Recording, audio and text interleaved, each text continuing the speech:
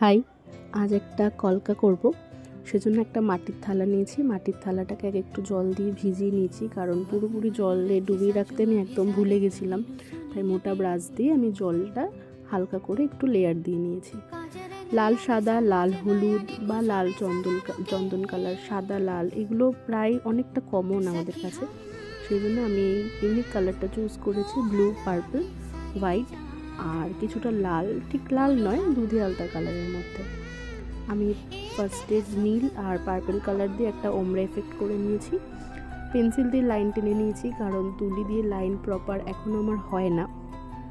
তারপরে সাদা দিয়ে ভিতরগুলোকে ফার্স্টে কলকা করেছি, আর তারপরে দুধে আলতা কালারটা দিয়ে আমি সাইডের কিছু শেড করেছি। কলকার ডিজাইনটা কিন্তু আমার পিন্টারেস্ট থেকে চুজ করা, আর কালার কম্বিনেশনটা আমার পছন্দের। আমার এই ইউনিক কাজটা তোমাদের কেমন লাগলো অবশ্যই জানিও।